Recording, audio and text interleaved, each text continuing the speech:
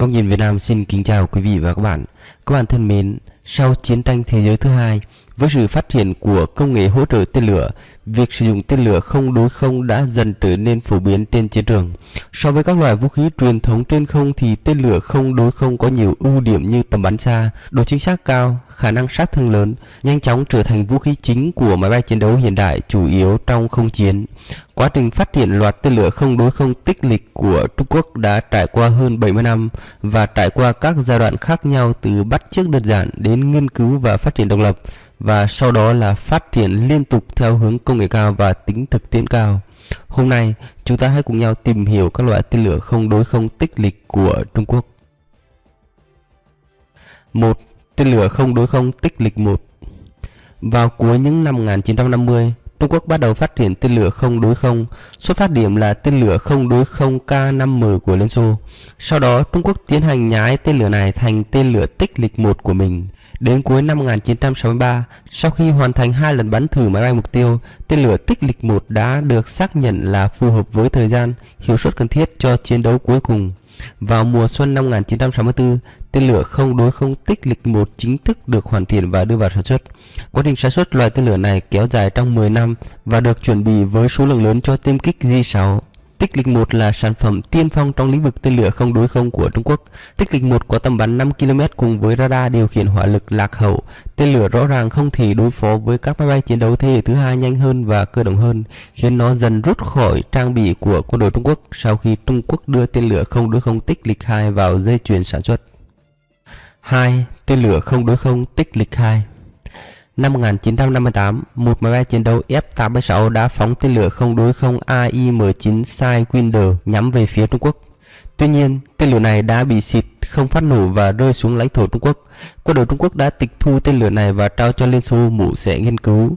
Các chuyên gia Liên Xô cũng đã nắm được các thông số kỹ thuật liên quan và một số mảnh vỡ của tên lửa này, đồng thời mô phỏng thành công tên lửa không đối không K-13 để trang bị trên MiG-21. 4 năm sau, Liên Xô cung cấp dữ liệu kỹ thuật K-13 cho Trung Quốc với một khoản phí.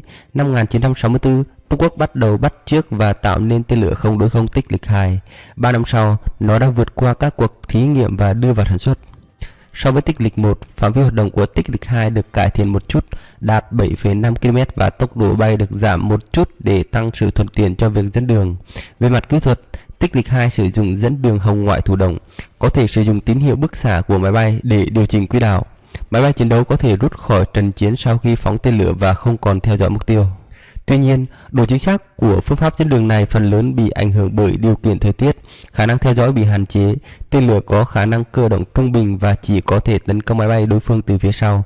Tích lịch 2 tiên tiến hơn, đầu đạn được thay đổi từ hình bán cầu sang hình nón để thay đầu dẫn đường mới, tăng tầm bắn cho tên lửa. 3. Tên lửa không đối không tích lịch 3. Trong quá trình sao chép trước đây, Trung Quốc luôn tuân thủ quan điểm một mặt tiếp thu đầy đủ bản chất tiên tiến của tên lửa nước ngoài, mặt khác Trung Quốc cũng liên tục đổi mới công nghệ để đáp ứng nhu cầu thực tế trên cơ sở này. Do đó, trong khi tích lịch 2 vẫn đang trong quá trình phát triển, việc phát triển tích lịch 3 đã được đưa vào chương trình nghị sự. Vào thời điểm đó, Trung Quốc đã triển khai các dự án phân công lao động đến các nhà máy khác nhau để phát triển các đầu dò tìm kiếm, đầu đạn, thuốc phóng và các thành phần khác.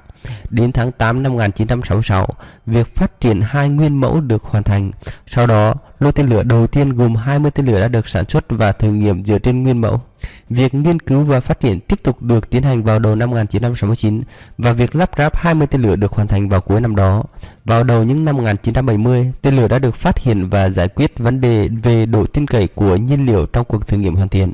5 năm sau, vào năm 1970, tích lịch 3 được phóng thành công trên tiêu kích J-8. Tích lịch 3 là bước khởi đầu cho tên lửa không đối không của Trung Quốc từ bắt chước sang tự phát triển. Tên lửa không đối không tích lịch 3 áp dụng bố trí hình dạng khí động học hình quả trám và cấu trúc cabin module, tăng diện tích cánh và cân bằng góc tấn công để cải thiện khả năng cơ động và hoạt động ở độ cao lớn, tăng công suất động cơ để đạt được tầm bắn 11,5 km. Ngoài ra, do sử dụng một loại đầu đạn mới và nhiên liệu hồng ngoại, khả năng sát thương đã được cải thiện rất nhiều. 4. Tên lửa không đối không tích lịch 4. Năm 1965, Trung Quốc bắt đầu trình diễn máy bay chiến đấu J-9. Đồng thời, động cơ 910 hỗ trợ cho J-9 đã hoàn thành tất cả các bản vẽ thiết kế vào năm 1966. Trong bối cảnh đó, việc nghiên cứu và phát triển một loại tên lửa không đối không mới phù hợp với tiêm kích J9 cũng đang được tiến hành đồng thời. Do đó, việc phát triển tên lửa không đối không tích lịch 4 bắt đầu vào tháng 3 năm 1966. Cuộc thử nghiệm trên mặt đất được hoàn thành vào năm 1980 và giai đoạn phát triển thứ hai được chuyển giao vào tháng 7 năm 1981. Lô nguyên mẫu, bệ phóng và thiết bị bảo dưỡng mặt đất đầu tiên được sản xuất vào năm 1984. Quá trình phát triển bị dừng lại vào năm 1985 vì hiệu suất của nó không thể đáp ứng được các yêu cầu sử dụng.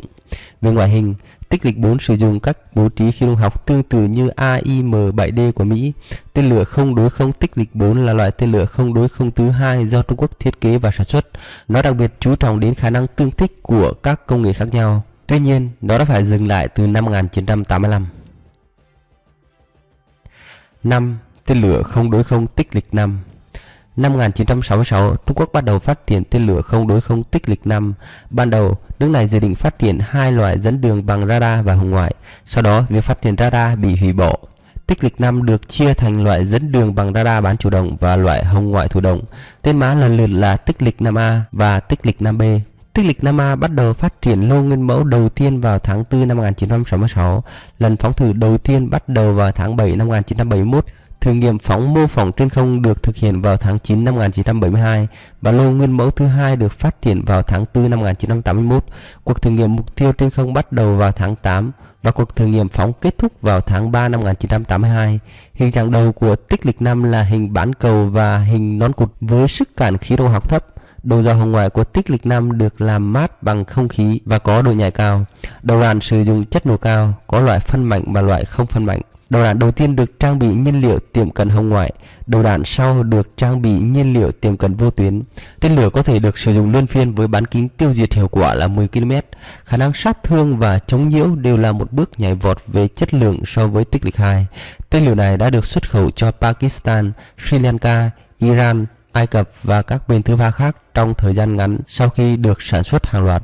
Tích lịch 2 cũng dần được thay thế bằng tích lịch 5 trên diện rộng trong lực lượng quân đội Trung Quốc. 6. Tên lửa không đối không tích lịch 6. Khi tích lịch 5 vẫn đang trong giai đoạn thử nghiệm, do trang bị của các máy bay chiến đấu mới của nước ngoài đang được hoàn thiện để đáp ứng với thách thức của tình hình mới này, Trung Quốc đã đề xuất một số mẫu máy bay chiến đấu mới và phát triển một thế hệ mới của tên lửa không đối không. Năm 1975, trên nền tảng của tích lịch 5B, sự phát triển của tích lịch 6 được bắt đầu. Lô thử nghiệm mô phỏng đầu tiên được hoàn thiện vào năm 1978 và các cuộc thử nghiệm trên không được thực hiện vào năm 1979. Nhưng sau đó vì nhiều lý do khác nhau, sự phát triển của tích lịch 6 đã phải chấm dứt. Ngoài các vấn đề kỹ thuật không thể giải quyết được trong ngắn hạn và tích lịch 8 nhập khẩu từ nước ngoài đã vượt tích lịch 6 về hiệu suất kỹ thuật tổng thể và trình độ công nghệ. Do đó, theo sự điều chỉnh của kế hoạch nghiên cứu, việc phát triển và sản xuất tích lịch 6 đã sớm bị dừng lại. Tên lửa không đối không tích lịch 6 là biểu hiện của sự phát triển vũ khí không đối không của Trung Quốc từ tầm cao và tốc độ cao sang trọng tâm là tác chiến trên không. Nó đánh dấu sự thay đổi trong quá trình phát triển tên lửa không đối không của Trung Quốc trong hoàn cảnh mới, đồng thời cung cấp kinh nghiệm đáng kể cho sự ra đời của các mẫu tên lửa tiếp theo của tên lửa phòng không Trung Quốc. 7. Tên lửa không đối không tích lịch 7. Sau tích lịch 6, một tên lửa không đối không khác có khả năng cơ động lớn đã được ra mắt là tích lịch 7. Vào tháng 3 năm 1982, quá trình phát triển tích lịch 7 chính thức được bắt đầu và lô mẫu đầu tiên được phát hành vào năm 1984. Đợt thử nghiệm phóng trên không đầu tiên được thực hiện thành công vào cuối năm 1986. Vào tháng 4 năm 1987, nó đã được chấp thuận để đưa vào sản xuất hàng loạt. Loại tên lửa này là loại tên lửa chuyên dùng cho xuất khẩu, quân đội Trung Quốc không được trang bị và sử dụng. Tên lửa không đối không tích lịch 7 sử dụng cách bố trí cánh vịt kép hình chữ thập. Bề mặt bánh lái cánh vịt nằm phía trước trọng tâm của tên lửa. Nó phù hợp với máy bay sải cánh lớn. Thiết kế này có thể giảm thời gian phản ứng của độ lệch bề mặt bánh lái và cải thiện khả năng cơ động của tên lửa, khả năng duy trì góc tấn công cân bằng tối đa, nâng cao độ an toàn khi cần chiến. Phần thân của tích lịch 7 được chia thành hai phần phía trước và phía sau, thay vì chia thành nhiều ngăn bằng nhiên liệu, đầu đạn, buồng đốt, giúp giảm chi phí bảo dưỡng. Đặc điểm hiệu suất của tên lửa là khả năng tự động tìm kiếm và đánh chặn, khả năng phóng quá tải và lệch trục cơ động, khả năng sát thương mục tiêu cao. Có thể thấy, tích lịch 7 không chỉ kế thừa ưu điểm về khả năng cơ động quá tải của tích lịch 6 mà còn tích hợp ưu điểm về thiết kế hình dạng khác nhau để tương thích, giúp tăng tối đa tính ổn định và liên tục của tên lửa. 8. Tên lửa không đối không tích lịch 8. Năm 1982, Trung Quốc ký hợp đồng với Israel để mua lô tên lửa không đối không Python 3. Ngày 15 tháng 9 năm 1983, dự án tích lịch 8 chính thức được khởi động và đến đầu những năm 1990, Trung tâm Phát triển Điện lực Lạc Dương đã hoàn thành việc sản xuất thử nghiệm trong nước đối với tên lửa không đối không Python 3 và nó được gọi là tên lửa không đối không tích lịch 8. Kể từ đó, lực lượng không quân và hải quân Trung Quốc đã được trang bị loại tên lửa không đối không này. So với các loại tên lửa trước đây của Trung Quốc, tên lửa không đối không tích lịch 8 có 3 ưu điểm chính về tính năng. Thứ nhất, nó sử dụng ống phóng tên lửa có lực đẩy lớn hơn và cơ động hơn. Thứ hai, nó được trang bị tia hồng ngoại hiệu suất cao, độ dò tìm kiếm, nó có khả năng phóng ở một góc lệch lớn. Thứ ba, nó có thể được kết nối với thiết bị ngắm để phi công có thể xác định vị trí ngắm bắn, giúp tăng khả năng chiến thắng trong các cuộc không chiến. 3 chỉ số này cho thấy Trung Quốc đã bước vào ngưỡng cửa của thế hệ tên lửa không đối không thế hệ thứ 3. Cho đến nay, tích lịch 8 và các hậu duệ của nó đã tạo bước đột phá có ý nghĩa vô cùng to lớn cho lịch sử phát triển tên lửa không đối không của Trung Quốc. 9. Tên lửa không đối không tích lịch 9. Sau những bước đầu làm chủ công nghệ tên lửa thế hệ mới, Trung Quốc đã đẩy mạnh thiết kế một loại tên lửa thương mại khác so với tên lửa tích lịch 7, đó là tên lửa tích lịch 9. Nó được phát triển vào năm 1986 và đưa vào sản xuất vào năm 1989. Hình dạng khí động học của tích lịch 9 tương tự như của tích lịch 5B. Sự khác biệt chính về ngoại hình so với tích lịch 5B là đường kính đầu đạn đã được tăng lên 160mm và khối lượng tổng thể của tên lửa lớn hơn đáng kể so với tích lịch 5B. Đầu điều khiển tự động trên tên lửa có thể được dẫn đường bằng radar hoặc thiết bị ngắm bắn, giúp tăng khoảng cách theo dõi và nâng cao hiệu suất chống lệch khỏi đường ngắm. Trung Quốc đã áp dụng các biện pháp bảo mật tương đối nghiêm ngặt đối với thông tin tên lửa đất đối không này. Ngay cả khi tích lịch 9 được công bố vào năm 1999, hình ảnh và thông tin về nó vẫn rất khan hiếm. Xét về tổng thể, đây là một loại tên lửa thương mại của Trung Quốc và được trang bị các công nghệ tiên tiến để tăng tầm bắn cũng như độ chính xác cho tên lửa. 10. Tên lửa không đối không tích lịch 10E. Tại triển lãm hàng không Chu Hải, máy bay chiến đấu tàng hình thế hệ thứ tư do Trung Quốc phát triển là J-20 đã xuất hiện. Máy bay chiến đấu thế hệ thứ tư có ưu điểm tàng hình cao, khả năng siêu cảm biến và khả năng cơ động cao. Do đó, vũ khí tên lửa phù hợp với J-20 cũng phải có tầm bắn xa tương thích với khả năng cơ động của nó, và tên lửa không đối không tích lịch 10E đã được sản xuất và tích hợp trên tiêm kích này. Tích lịch 10E do Viện Nghiên cứu Tên lửa đất đối không Trung Quốc phát triển và kéo dài trong 7 năm. Tích lịch 10E đã trải qua hàng chục lần phóng thử để xác minh tính năng của tên lửa trong các điều kiện. So với thế hệ thứ 3, tên lửa không đối không chiến đấu tầm gần thế hệ thứ tư có 4 điểm đáng chú ý là góc bắn lớn, khả năng cơ động cao, chống tàng hình và chống nhiễu. Tích lịch 10E có đường kính 160mm, trọng lượng 105kg và chiều dài là hơn 3m. Nó sử dụng động cơ rắn đẩy kép với tốc độ tối đa gấp 4 lần tốc độ âm thanh. Ngoài ra, tầm bắn tối đa của tích lịch 10E có thể đạt 20km hoặc cao hơn. Trong không chiến tương lai, các loại bom tầm trung và tầm xa sẽ chủ yếu dựa vào dẫn đường của radar. Điểm yếu lớn nhất của radar là khi gặp các mục tiêu tàng hình thì tác dụng của nó sẽ giảm đi rất nhiều. Trong tình huống này, khả năng chống tàng hình tiên tiến của tích lịch 10E cho phép không quân Trung Quốc chiếm vị trí chủ động về vũ khí và trang bị trong chế độ không chiến, và tính linh hoạt của tích lịch 10E không chỉ khiến J-20 trở nên mạnh mẽ hơn, mà nó còn có thể giúp các dòng J-16, J-10, J-11 cải thiện sức mạnh chiến đấu. 11. Tên lửa không đối không tích lịch 11. Tên lửa không đối không được chia thành hai phương pháp thường được sử dụng trong thời hiện đại là dẫn đường bằng tia hồng ngoại và dẫn đường bằng radar. Trong số đó, radar dẫn đường chiếm vị trí quan trọng hơn cả, vì nó dựa vào radar có thể khiến tên lửa bắn trúng mục tiêu chính xác hơn ở khoảng cách xa hơn. Trong những năm 1980, các quốc gia như Anh, Pháp, Ý, Israel đang cạnh tranh để bán các công nghệ quân sự của họ cho Trung Quốc. Trong số đó, có ý nghĩa lớn nhất đối với Trung Quốc là tên lửa Aspire của Ý. Nó được hình thành từ việc sản xuất IM-7E của Mỹ thông qua việc tiếp thu công nghệ tiên tiến của nước này. Thời điểm đó, tên lửa này có thể nói là tốt nhất trong số các loại tên lửa không đối không của phương Tây. Trung Quốc đã không bỏ lỡ cơ hội này khi mua lại và bắt chước sản xuất tên lửa phòng không thế hệ mới có tên gọi là tích lịch 11. Tích lịch 11 sử dụng dẫn đường bằng radar bán chủ động, chi phí thấp, độ chính xác tốt và khả năng chống nhiễu mạnh. Do sự ra đời của công nghệ dẫn đường bằng radar mới, tầm hoạt động của tích lịch 11 đã được cải thiện đáng kể, có thể đạt đến 40 km, phạm vi mở rộng là 70 km. Thời gian đầu trang bị, tích lịch 11 đã đáp ứng rất nhiều yêu cầu của máy bay chiến đấu Trung Quốc. Tuy nhiên, với việc đưa vào biên chế tích lịch 12, vị thế của nó đã giảm sút đáng kể, nhưng nó vẫn là một trong những sự lựa chọn không thể thiếu cho các máy bay chiến đấu chủ động mang theo tên lửa. 12. Tên lửa không đối không tích lịch 12. Vào giữa những năm 1990, khi mối đe dọa của các máy bay ném bom siêu thanh tăng lên từng ngày, vào thời điểm đó, Viện Nghiên cứu Tên lửa đất đối không của Trung Quốc đã được phê duyệt để đảm nhận nhiệm vụ nghiên cứu và phát triển tên lửa không đối không tầm trung dẫn đường bằng radar tiên tiến trong nước. Năm 2004, tích lịch 12 đã thử nghiệm bắn 12 phát đạn và 12 phát đã trúng đích trong bài kiểm tra bắn mục tiêu đặt trước. Vào cuối năm 2005, tích lịch 12 bắn trúng cả 2 phát trong bài kiểm tra tấn công mục tiêu kép. Độ tin cậy cao của tích lịch 12 đã khiến nó trở thành một trong những lực lượng chính của vũ khí tên lửa không đối không của Trung Quốc. Về tầm bắn, tích lịch 12 đã đạt 70 km, độ cao tác chiến là 25 km. Đồng thời, do phương pháp dẫn đường là radar chủ động tiên tiến cộng với hệ thống dẫn đường quán tính khiến nó có khả năng không cần quan tâm sau khi phóng. Ngoài ra, tích lịch 12 còn có khả năng tấn công đa hướng và khả năng bắn hạ góc hẹp rất tốt.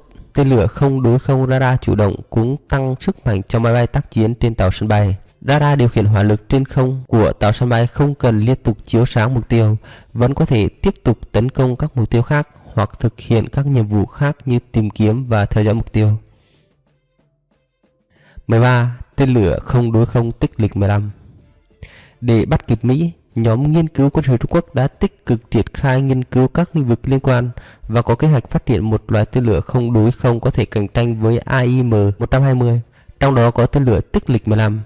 Tích lịch 15 được sản xuất trong nước, sử dụng động cơ tên lửa rắn xung kép đã được giới thiệu tại triển lãm hàng không Chu Hải năm 2018 và nó được tích hợp trên tiêm kích hạng nặng J-20 của Trung Quốc. Hiện tại, thông tin về tích lịch 15 vẫn còn tương đối hạn chế, tuy nhiên, nó sử dụng động cơ tên lửa rắn xung kép tiên tiến cùng với việc ứng dụng nhiên liệu rắn tiên tiến hơn và nó có tầm bắn khoảng 150 km. Tầm bắn tối đa của nó thậm chí có thể đạt 200 km với đạn đạo cao được tối ưu hóa. Hiệu suất tiên tiến như vậy cùng với radar mạng pha chủ động được trang bị trên các máy bay chiến đấu như J-20, J-16 sẽ cải thiện đáng kể khả năng phát hiện và bắn hạ máy bay địch của máy bay chiến đấu Trung Quốc. Có thể thấy, nếu trong tương lai, tích lịch 15 có cơ hội thể hiện kỹ năng của mình trên chiến trường, nó sẽ trở thành cơn ác mộng của các loại máy bay phụ trợ cỡ lớn và giá trị cao như máy bay cảnh báo sớm của đối phương, máy bay tiếp dầu trên không, và nó sẽ giữ vai trò nòng cốt trong việc tiêu diệt hệ thống chiến đấu của lực lượng phòng không của địch. Ngoài ra, liên kết dữ liệu hai chiều từ tên lửa cũng là một trong những vũ khí quan trọng của tích lịch 15. Với công nghệ này, toàn bộ quá trình của tích lịch 15 từ phóng đi đến đánh trúng mục tiêu đều có thể được dẫn đường bởi các máy bay chiến đấu, giúp cải thiện đáng kể khả năng chống nhiễu của tên lửa và tỷ lệ bắn trúng của mục tiêu tàng hình. Đồng thời, liên kết dữ liệu hai chiều còn có thể giúp phi công máy bay kịp thời phát hiện quỹ đạo bay của tên lửa. 14. Tên lửa không đối không tích lịch 21. Ngay khi tích lịch 15 trở nên nổi tiếng và tầm ảnh hưởng của nó đang lên, một tên lửa không đối không bí ẩn khác đã xuất hiện cùng với máy bay chiến đấu J-16 cất cánh vào năm 2016. Từ bức ảnh được lan truyền trên Internet, có thể thấy chiều dài của tên lửa khoảng 6 mét. Đánh giá về hình dáng bên ngoài, nó là một tên lửa không đối không tầm xa được điều khiển bởi một động cơ tên lửa. Một số phương tiện truyền thông và cư dân mạng đồn đoán rằng đây chính là tên lửa tích lịch 21 được đồn thổi. Theo thông tin liên quan trên Internet, tên lửa tích lịch 21 này là tên lửa không đối không tầm xa, mạnh hơn tích lịch 15. Nó sử dụng dẫn đường bằng radar chủ động và có tầm bắn tối đa lên đến 300 km, chủ yếu được sử dụng để tấn công hiệu quả các máy bay cảnh báo sớm của đối phương. Nếu tên lửa này được dự kiến ra mắt trong tương lai, dưới sự tiếp sức của máy bay cảnh báo sớm, nó có thể gây ra mối đe dọa rất lớn đối với các máy bay cảnh báo sớm của không quân Hoa Kỳ, và việc tên lửa không đối không tích lịch 21 này được trang bị cho không quân Trung Quốc chỉ còn là vấn đề thời gian. Thưa quý vị, hiện nay hệ thống tên lửa phòng không của Trung Quốc đã tương đối hoàn chỉnh, công nghệ cũng đạt được trình độ tương đối tiên tiến. Các loại tên lửa nói trên vẫn đang tiếp tục được cải tiến, nâng cấp.